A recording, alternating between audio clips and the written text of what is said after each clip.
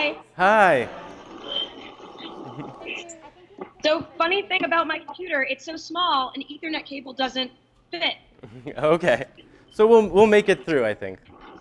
Thanks so Great. much for agreeing to join us. Yeah, my pleasure. Yeah. So also, I mean, because we want to respect your time, we'd love to get right into the questions. But first, congrats on the renewal of season 4, and congrats on finishing and on finish. Your delayed responses are really funny. But also congrats on the live show run and the rumored Broadway show that's supposed to happen. Hopefully will happen.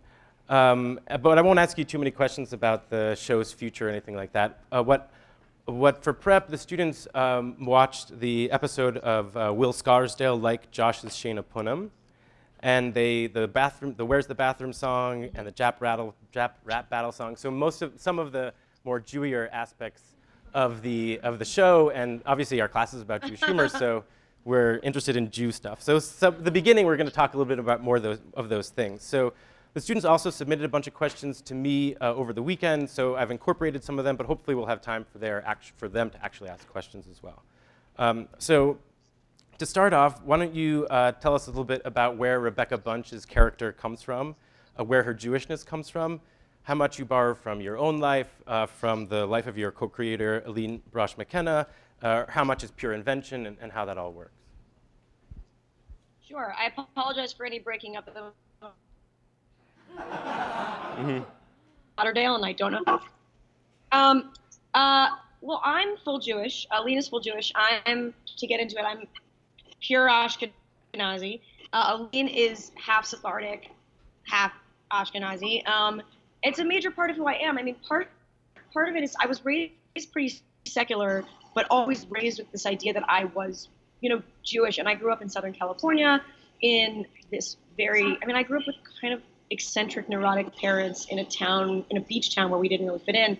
And so I think that I kind of associated my Jewishness with my otherness. And it got kind of wrapped up in how much of my otherness is caused by being Jewish and how much of my otherness is just caused by being weird. Mm-hmm. And kind of the two became kind of intertwined as I grew up. And so when we created the show, we knew Rebecca should be Jewish.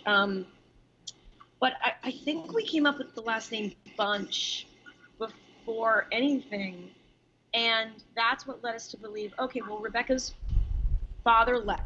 We knew that her father left. And Jewish fathers tend to stay in misery rather than not leave. And so, okay, well, maybe her mother kind of fell in love and married this Irish Catholic guy. And since then, wants Rebecca to marry someone Jewish because she doesn't want her to fall in this path. And so we just kind of had Rebecca gravitate towards her Jewish.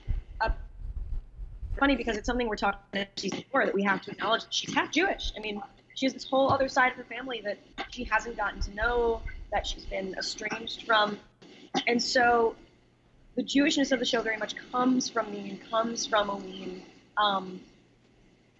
And is just kind of our humor and who we are, but also very much, I mean, it's funny, you guys are at Harvard, you get it, like, that kind of overall East Coast pressure to succeed, sometimes in ways that are contradictory to happiness, sometimes. Mm-hmm. My writing partner went to Harvard, I'm an idiot who went to NYU, so she's the smart one, obviously. But it was that exploration of, and I love your delayed reaction, it's great.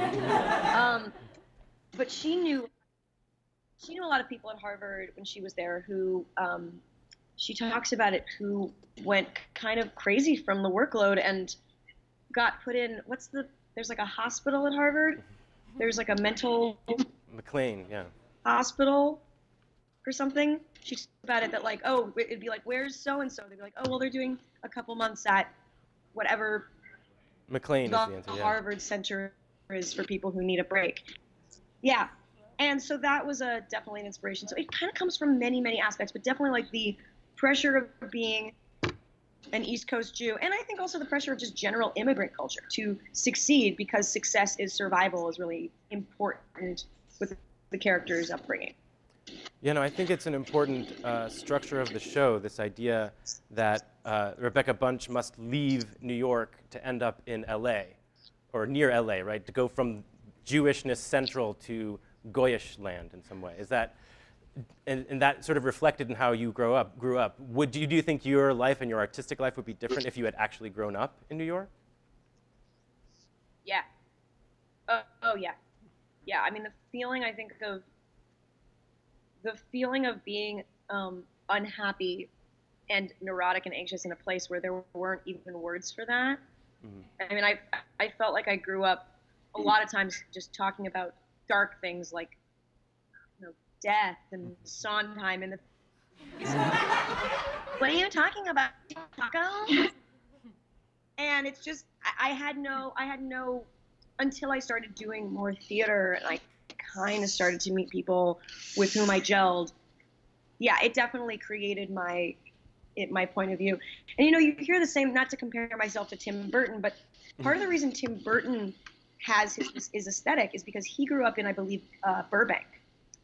And he was this dark kid growing up in Burbank, which is, you know, also Southern California, and no one quite got him. And so that almost made him darker and darker and darker and more specific. So I definitely get that. So that brings me to my next question.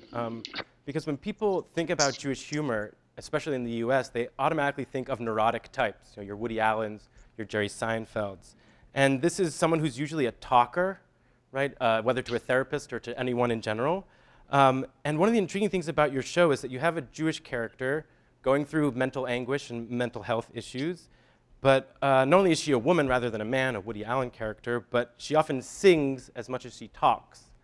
So could you tell us a little bit how these musical numbers work, and what do they do that an internal monologue couldn't do or a stand-up routine couldn't do? Yeah, wow, there's a lot in that. I mean, first of all, I just want to say, and I'm sure you guys already know about this, I've done a fair amount of research on Yiddish in general.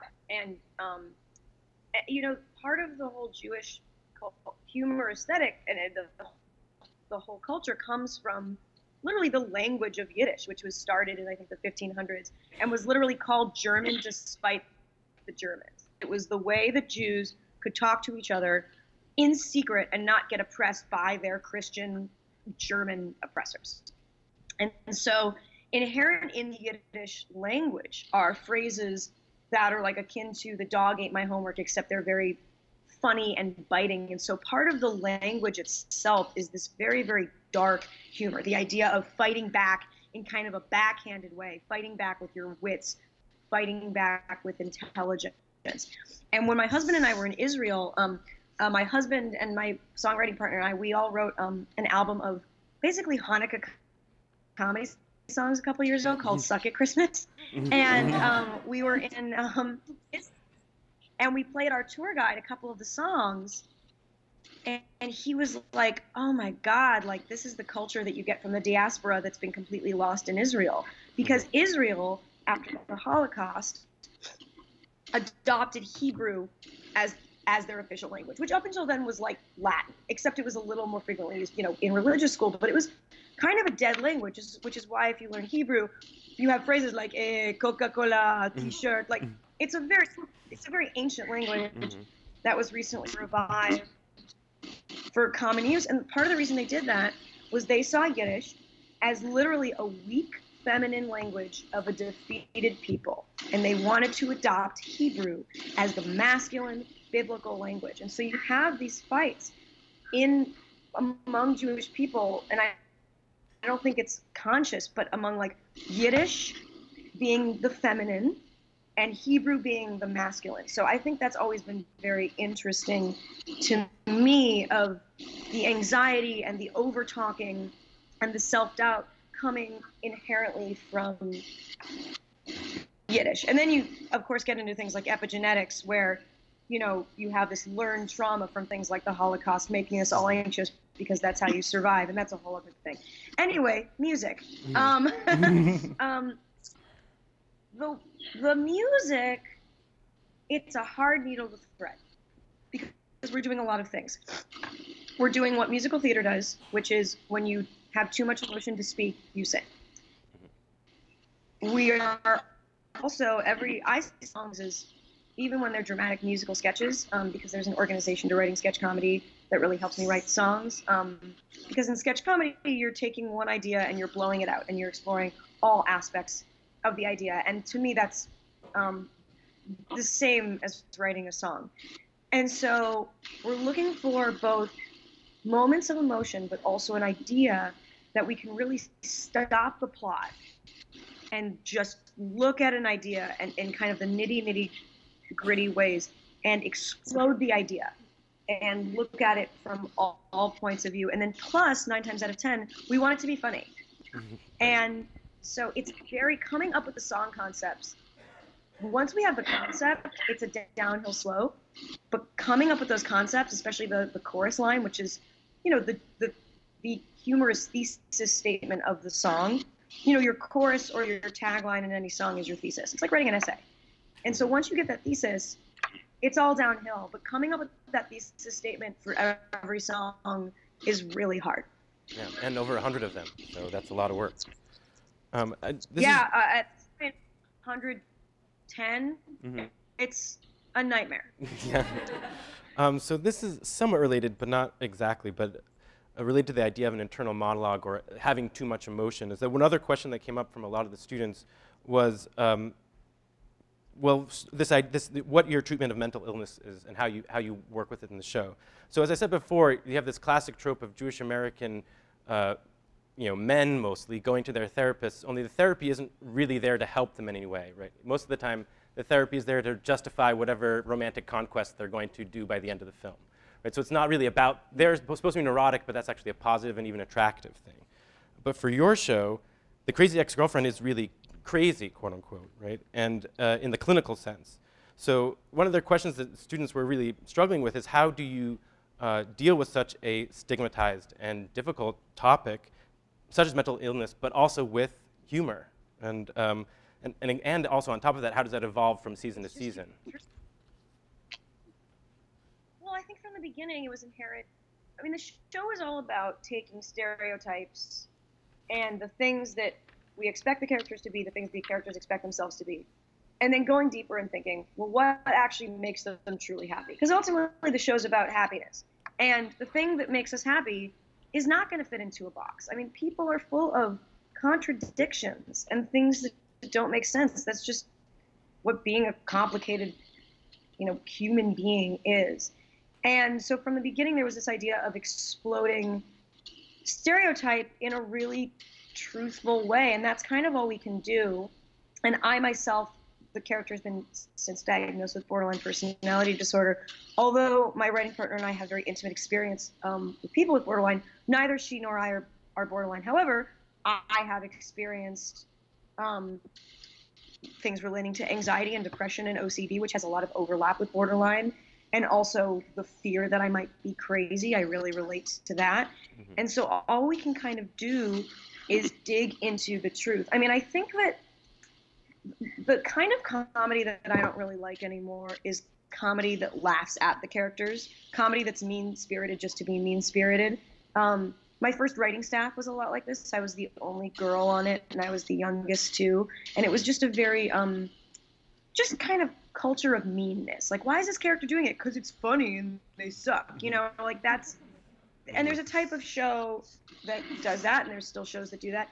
To me, empathy is much more interesting. Looking at the humanity of a character, realizing that everyone is just trying to live their lives and everyone is trying to be a good person. And we have certain things in our lives that prevent us from being happy. And mental illness, being the label for whatever is preventing you from being happy, these kind of chronic feelings of emptiness or chemical things that happen in your brain to make you sad when you don't want to be sad. Mental illness is just this umbrella term. It's just, we just try to explore that in the most truthful way we can. Great. Does that make sense? Yeah, no, that makes sense. Well, I do want to focus in on one stereotype. I know there's tons of stereotypes, white Josh versus Asian Sure. Josh. You know a lot of Joshes, apparently. Sure. But also, just sort of going into the various Jewish stereotypes that you employ in the show, whether it be the Jap or the Jewish mother, or what is at stake in bringing these stereotypes into the show? Why are Jewish stereotypes funny in your mind, or how do you make them funny, and how do you also negotiate that line between being offensive, right, or sensationalist, as opposed to being this humane kind of caring that you just described? Well, I think what we try to do is employ a stereotype. You know, if the term Jap didn't exist, we would all, me, Aline, the writers on our staff, would all know girls who fit into that stereotype, right? Stereotype comes from truth. There's a nugget of truth in every stereotype. But it's up to us to kind of explore, okay, well, why does that stereotype exist? And what are the ways it differs in reality? Perfect example is with Tova Felch, who plays my mother. Yes, there are a lot of parts of her that are the stereotypical Jewish mother. And it's not based on stereotype as much as our own experiences. She's based on so many mothers that we know that happen to fall into a lot of these stereotypes. I mean, I think something that Tova's character has that doesn't fall into stereotype but is very true is her kind of over-sexuality. She's very, very horny. She's very sexual. And that kind of relates to her overall neediness. And that speech at the end of the episode where we first meet her is very important, where she says it's all about survival. And I think that that's really a root of a lot of these stereotypes, be it being overbearing, you know, saying you need to get a good job, you need to find a good husband. It's about survival. That's why there's that pressure. And my husband grew up on Long Island with conservadox parents. And so a lot of stuff, I've been with my husband for 10 years. A lot of stuff I write about is also, it's taken from my experience, but also his experience. And he's been my writing partner on a lot of things. And he actually wrote the episode, Will Scarsdale Like Josh Shayna Punham. And that is directly taken from his life. His father's Israeli. His mother is born and raised in Queens. 3 out of 4 of his grandparents are Holocaust survivors. And so, yes, this stuff falls into stereotype, but it's the nitty-gritty and the specifics of that stereotype come from our experiences. Can you tell us a little bit more about the Jap rap battle song? I read in one interview that you don't do the R&B and the rap songs that appear in that you leave that to your other writing partners. Not true. Yeah. So So the title Jap Battle was thought up by Aline Brosh McKenna. We knew we wanted some sort of rap battle, and she thought of Jap Battle, and then I came up with an overall kind of broad outline. Like, here's what the song should be. Here are some jokes that could be in it. And then I sent it off to a good friend of mine, Zach Sherwin, who is a Jew from, I think, St. Louis. His mother's a rabbi. He is one of the main writers of this thing, Epic Rap Battles of History. So he is specifically a comedy rap genius. And he took kind of broad outline that I gave and some of the joke examples and made it a masterpiece. So this was really something that you had shaped and then gave to your collaborators to really put together. Cool. And I think the chorus was Adam Schlesinger, my other writing partner, on that actual melody of the chorus. But the verses are mostly Zach, and it's brilliant. Cool. I have one question about one other song, or 2 other questions, and then I'll open up to the students. One is about the Remember That We Suffered song. So there's a phrase that my students know that I use a lot. This historian, Salo Baron, he complained really about this tendency among Jewish scholars of Jewish history, to have a lachrymose conception of Jewish history, right? That all of Jewish history is just suffering and the Holocaust and all these things, and he advocated for a happier version of Jewish history, or to try to think of the other dimensions of Jewish history. And I thought this song is a brilliant send-up of that idea. If Jewishness isn't just about Hitler, I guess my question for you in thinking about the Rebecca Bunch character, if Jewishness isn't just about suffering and survival, then what does it become for her? What could it be besides that stereotype? And that's what she has to figure out. I mean, that's what she's on the journey to figure out, is she has a lot of negative connotations connotations with her heritage and who she is. She has a lot of negative connotations with what she thinks of herself. And so I think Rebecca's journey with that is similar to our thought process of that, is how does she embrace who she is? And, you know, the negative and the suffering is a part of that. But where's the positive? And that's the kind of the journey she's taking in this next season that we're working on. Ooh. So it's interesting you bring that up. But I think it's inherent in a lot of the culture is about remembrance and is about being seen as an other. And I think the hard thing about just Jews in general is that even when Jews throughout history have not seen themselves as an other, at a certain point, you have people come along who say, no, no, no, you're another. The most fascinating thing, I spent some time in Berlin, and the most fascinating thing I learned was pre-World War II, pre-Holocaust, these Jews, sure, I guess they were Jewish, but they were mostly secular, and they considered themselves secular Germans. And so when the Nazis said, no, no, no, you're Jewish, they were like, I mean, I guess, sure, technically, but it's the oppressors who make you an other. And so I think there's this never-ending struggle with, and I think there's a lot of questioning now happening with, I mean, my husband is particularly furious at any Jews who voted for Trump, because he says your memory is so short and you are so quickly forgetting that when every other culture is oppressed, the Jews are looped in, right in there. But we've so quickly forgotten anti-Semitism because it seems so distant to us. And I mean, I have no point to this other than to say it's hard. My last question is sort of to build on this, but to think in a sort of broader way. So when Jill Soloway was asked once about the Jewishness of her show Transparent, she responded, and I'm quoting here, that she's come to think of Transparent as religious programming. It's church, it's synagogue.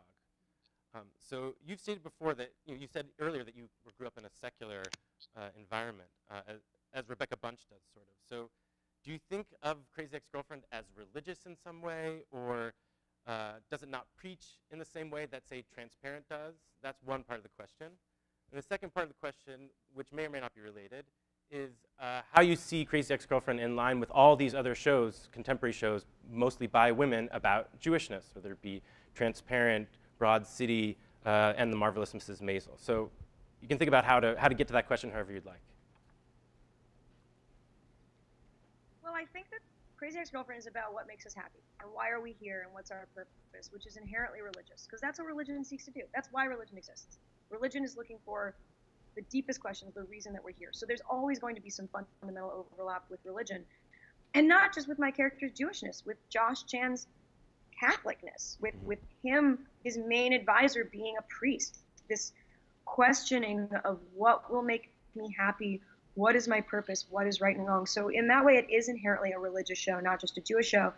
And then regarding shows like Us and Broad City and Marvelous Mrs. Maisel, I think that it's part of our identity.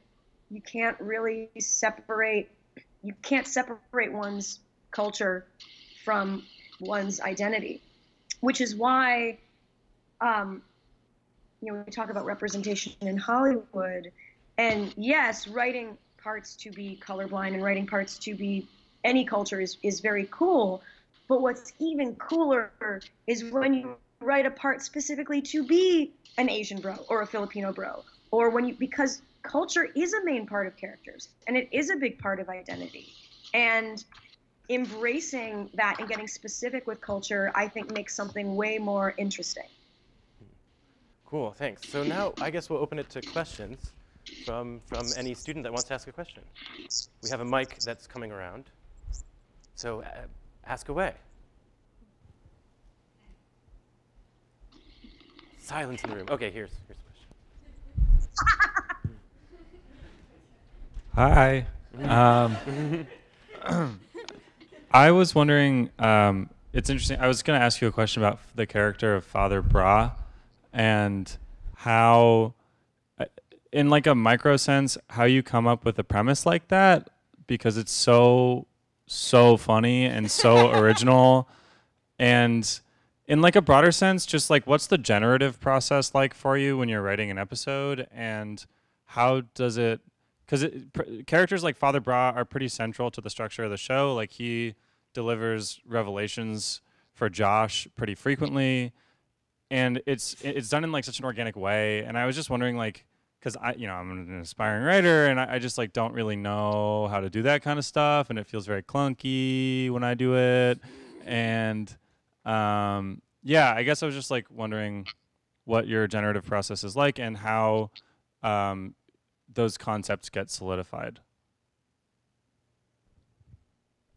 Yeah. So in the case of Father Bra, we thought of this we thought of that character in the first few days of the writer's room of the entire series.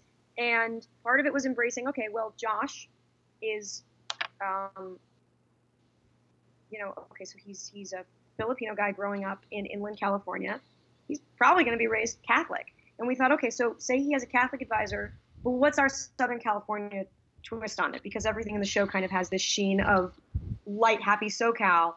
And somehow we landed on this kind of cool dude priest who was Father Bra. And in the room, in our writer's room, we have Rene Gube, who plays Father Bra.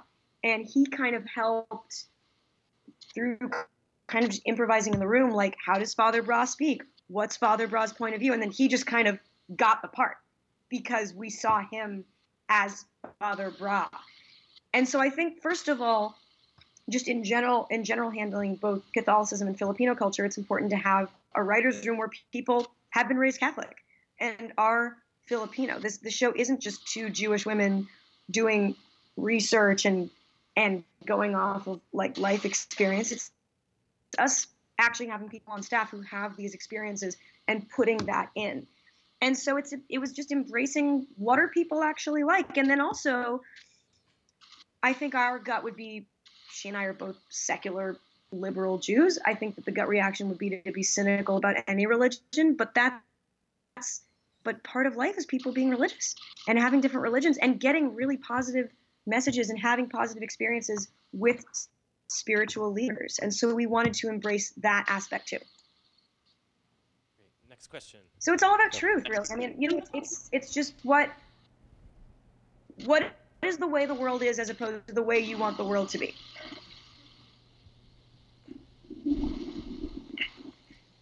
Go for it. Hi. Go ask your question. I'm so nervous. I love your show. Okay, so my question is that I'm constantly torn on my feelings towards Rebecca's mother because on the one hand, I see so many Jewish mother characteristics that I love because I have one. But on the other hand, she clearly negatively impacts a lot of aspects of Rebecca's life, especially in terms of her mental health. So I was wondering how you saw, especially given that when she went home, there was, I mean, spoiler alert, she gave her anti-anxiety medication without letting her know. Do you see her in the future as being a positive impact on her growth as a character or someone that's only going to hinder her?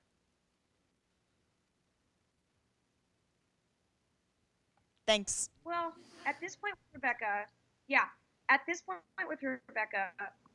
it's all about what lessons can she take from people. And I think in the case of her mother, it's what can she take from her mother that's positive? And then what boundaries can she set up with the other things? Her mother's a very complicated character because she comes from a place of love. She comes from a place of survival, but she goes about it all wrong, which a lot of parents do. I mean, a lot of parents fuck us up. And so it's all about, I mean, and this is the case with all of us dealing with, if you've grown up with problematic parents, you take from them the lessons that make you a good person and the lessons that make you happy, and the stuff that goes against your happiness, you ignore or you set up boundaries for.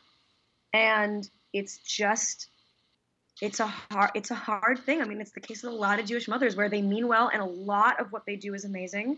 And this is just parents in general. I mean, this is people in general where you take the good along with the bad and you can accept them. And I think it's very hard for people to change, especially people who are Rebecca's mother's age.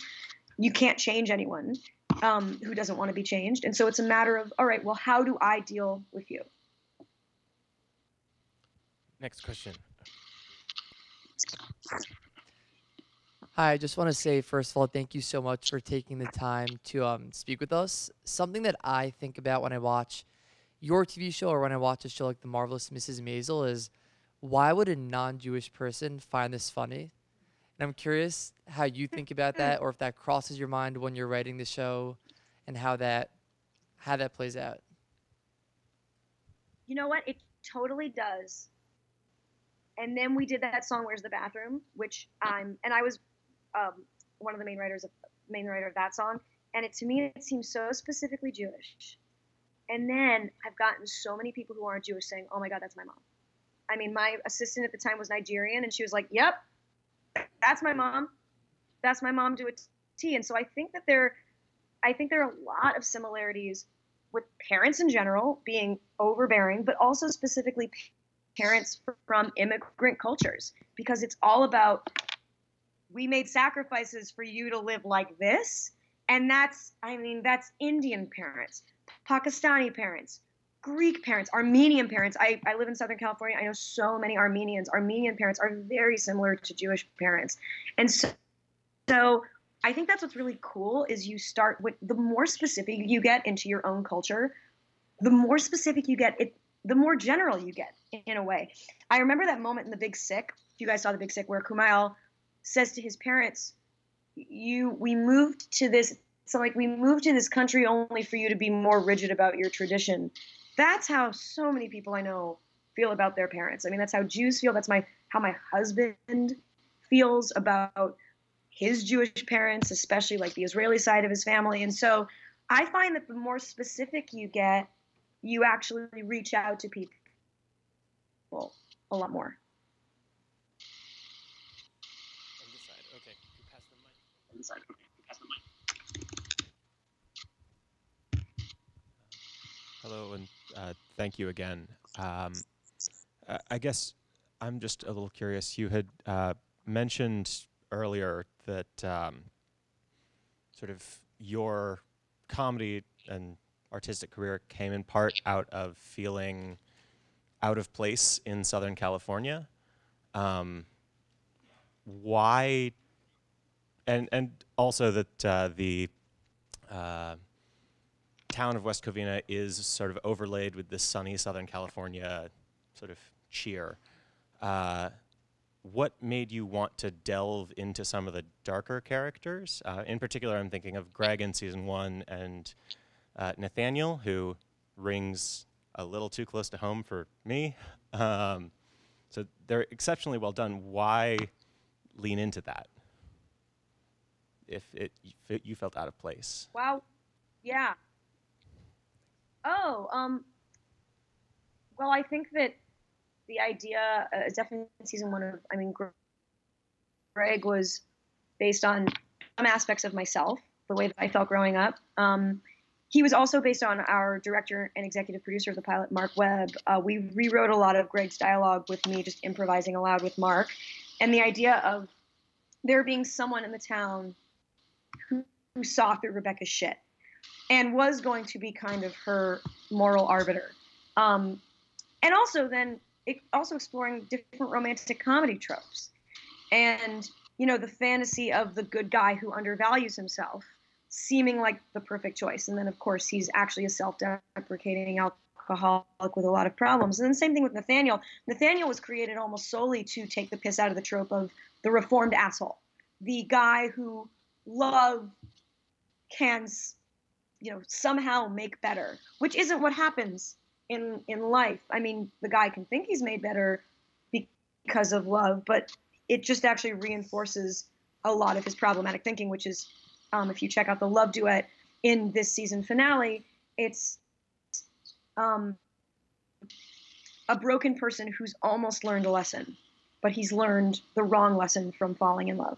And so we take a lot of aspects of people who've grown up in Southern California that have elements of being broken and don't really know how to deal with those elements, but also under the lens of what are the rom-com tropes that we can then take the piss out of, and what are the ways those two go together and then conflict.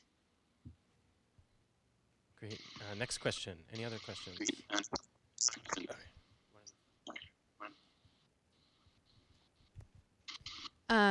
In the Josh's Shana Punim episode, the fact that you chose a woman to be the rabbi was definitely like something that stuck out to me. And I was curious if that was to you more just like an accurate representation of experience, and like that American Jewish communities tend to be a little bit more reform or a little more liberal leaning, or if that was like a political statement or an attempt to make like female rabbis more visible, or any sort of thing that was thought out in a visibility sense. Yeah, well, we knew Patti LuPone wanted to do the show. And we thought, what part can we write for her? And we realized, oh, she can be the rabbi. There are a lot of female rabbis. The rabbi at Aline's temple is female. And then also, I think what ended up happening was the idea of seeing an older Jewish woman who was actually pretty healthy. Because the rabbi that Patti plays is pretty great.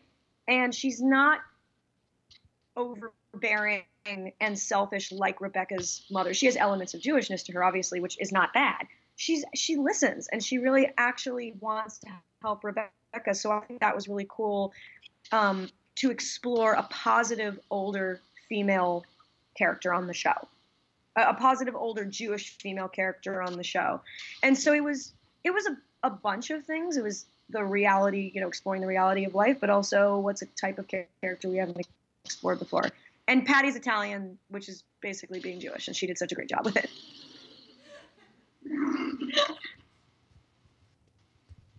Any last questions? Any last questions? Okay, we got one more. Great. If you'll let us. I'm in a hotel room in Fort Lauderdale. I got nothing else going on. Hi. Again, thanks for taking the time to speak with us. This is a little more general. I was just wondering if there are any other TV shows you think are really well done and you enjoy watching.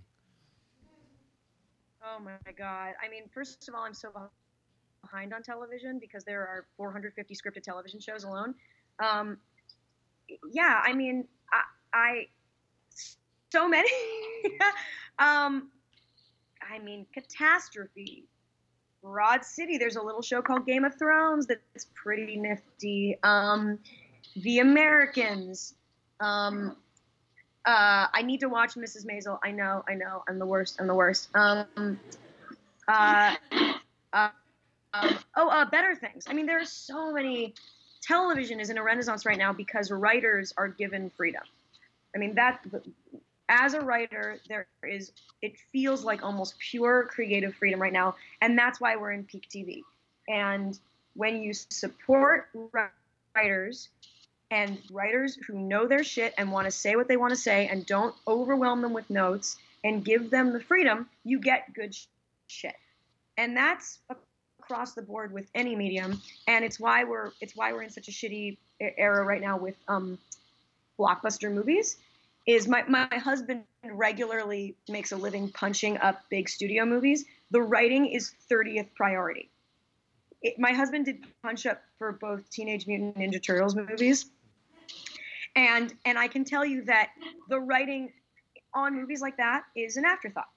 You have the budget, you have the set pieces, you have the actors, and they will spend millions of dollars filming these scenes that are being written on the day, and then they'll do reshoots after having a roundtable. So television is in a great place right now because you are seeing the unbridled creative freedom of writers. I think that's a great note to end on. So thanks so much for agreeing to meet with us.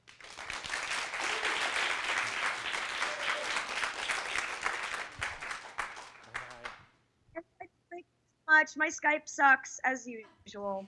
No, it worked out. Thanks so much. Okay, thanks. Bye. Bye.